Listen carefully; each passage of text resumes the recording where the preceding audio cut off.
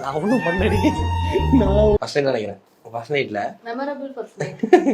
படுத்துட்டு இருக்கேன். டக்குன்னு எனக்கு கான்சியஸ் இது வரைக்கும் பேச்சுலர் இருந்தோம் இல்லை இருந்திருக்கும். திடீர்னு பார்க்க ஒரு பொண்ணு படுத்துட்டு இருக்கால. திரும்பி நைட் ஒரு 2 மணி 3 மணி இருக்கும். திரும்பி இப்படி திரும்பணும்னு பார்த்தோன்னே இவ்வளோ பார்த்துட்டு பயந்து கத்த ஆரம்பிச்சிட்டேன்.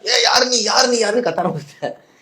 திடீர்னு பார்த்தா அப்படியே முடிச்சு சிரிச்சிட்டு இருக்கா. நான் பார்த்து சிரிச்சிட்டு இருக்கா. சிரிச்சிட்டு இருக்கேனா? பயந்துட்டேன். எதை பார்த்து கத்துறேன்னு தெரியாம. புதுசா நான் வேற எங்க வீட்டுல இருந்து தூங்குறேன். அவங்க வீட்டுல எது யாரு நீ புரியல. யாரு நீ எதுக்கு வந்திருக்க எதுக்கு அந்த மாதிரி வந்து சில டைம் நைட் எல்லாம் பயப்படுத்துவா. நைட்டு சிரிப்பா, சிரிச்சுக்கிட்டே இருப்பா. அது எனக்கு வந்து சிரிப்பு வரும். ஏன்னா குட் நைட் படத்துக்கு பதிலா இவனை போட்டிருக்கலாம். காது கிட்டே. ஐயோ கடவுளே. நான் என்ன ஒரு பாயிண்ட் லைஃப் இப்பெல்லாம் என்ன பண்ணேன்னா மூக்கு பிடிச்சி விட்டுறேன். மூக்கல வந்து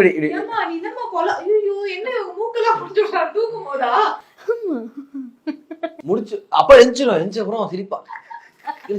என்னடா சிரிச்சிட்டு இருக்க? கொரட்டை இப்படி விட்டுட்டு இருக்க. அதான் மூக்க பிடிச்சி விட்டேன். மூக்க பிடிச்சி விட்டேன்னா மூக்க அமுத்திடுவா.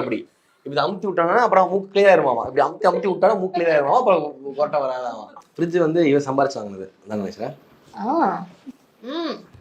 ஆமா இல்ல சில எல்லாம் எல்லாமே நாங்களே சம்பாரிச்சு வாங்கினது. இல்ல இந்த ஃப்ரிட்ஜ் ஏன் சம்பாதிச்சு வாங்கணும்னு சொன்னா, கல்யாணம் ஆகிறதுக்கு 6 மாசத்துக்கு முன்னாடியே நம்ம வீட்டுக்கு போனா ஒரு ஃப்ரிட்ஜ் வாங்கணும்னு சொல்லி இந்த ஃப்ரிட்ஜ் தான் மெயினா எனக்கு வேணும். 6 months பிஃபோரே வாங்கி இவ வீட்டுல வச்சுட்டா. அதுக்கப்புறம் இந்த ஃப்ரிட்ஜ் வந்து ஃபர்ஸ்டா ஃப்ரிட்ஜ் வந்துச்சு வீட்டுக்கு. நம்ம லவ் ஆரம்பிக்கும் போது இதான் ஒண்ணுமே இல்லாம டியோல ஆரம்பிச்சோம். டியோல போயிட்டு இருந்தோம். அப்புறம் கார் போச்சு. கார்ல இருந்து அடுத்து பென்ஸ் கார் போச்சு. ஸோ வந்து இருக்கிறத வச்சு நம்ம ஹாப்பியாக இருந்தோம். ஸோ அந்த மாதிரி வந்து அவங்க லைஃப்பில் வந்து நீங்கள் என்ன இருக்கோ அதை வச்சு ஹாப்பியாக இருங்க. அதுக்காக அடுத்தடுத்த ஸ்டேஜுக்கு போய் கஷ்டப்பட்டு இருந்தாலும் அந்த ப்ராசஸ் என்ஜாய் பண்ணிக்கோங்க. ஸோ என்ஜாய் ப்ராசஸ்ன்னு சொல்லி அவங்கள்ட்ட இருந்தது. ரொம்ப எட்டி பார்த்து இது குக் பண்ணுறது கஷ்டமாக இருக்கும் அப்படின்னா, நான் அதுக்கு வந்து இவளுக்கு ஜிம்முக்கு ஒன்று வாங்கி கொடுத்தேன். ஒரு கிஃப்ட்டு. ஜிம்மில் வந்து ஸ்டெப்பர் யூஸ் பண்ணேன். ஸோ அந்த ஸ்டெப்பரை வந்து இவன் வந்து சமையல் ஸ்டெப்பராக மாறிட்டான். பின்னாடி இருக்கிற ஸ்டெப்பரு. ஸோ இந்த ஸ்டெப்பர் எடுத்து என்ன பண்ணிங்கன்னா போட்டுக்கணும். ஸ்டெப்பரை ஒர்க் அவுட்டுக்காக வாங்கி கொடுத்தேன். இந்த ஏறி எல்லாருக்கும் ஃபிளாட் கீழே தானே இருக்கும். இது ஓனரோட வைஃப் ரொம்ப டாலா இருந்தாங்க நினைக்கிறேன். உள்ள என்ன கலக்கணும்னு தெரியணும்ல. கலக்கணும்னு தெரியணும். இதாங்க பெட்ரூம். நீட்டா இருக்கு, சிம்பிளா இருக்கு, அழகான கலர்ஸ் எல்லாமே உங்களோட ஐடியா தானா? இது வந்து ரொம்ப ஃபேவரட் எனக்கு இந்த கலர். எல்லா ட்ரெஸ்ஸஸும் இந்த கலர்ல தான் மோஸ்டா போடுவேன்.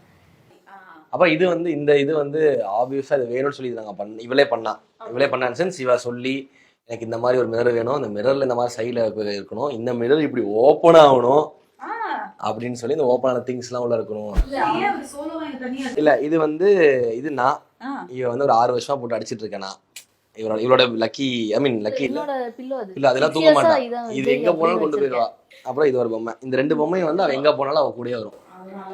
அவ ஒண்ணும் இல்ல. எங்க ஒரு போட்டோ கூட இருக்கு. அந்த ஹாஸ்பிட்டல்ல வந்து ரொம்ப உடம்பு முடியாம ஃபுல்லா இதெல்லாம் வந்து ரொம்ப இதா பேர் என்ன சொல்லுவாங்க, ட்ரிப்ஸ் எல்லாம் ஏத்தி இருக்கா.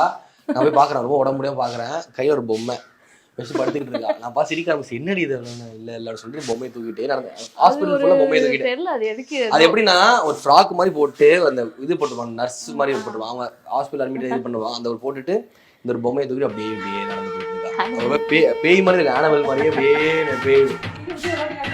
ஏன் இது கையில வந்து உங்க கையில வந்து ஊசி குத்துறாங்க.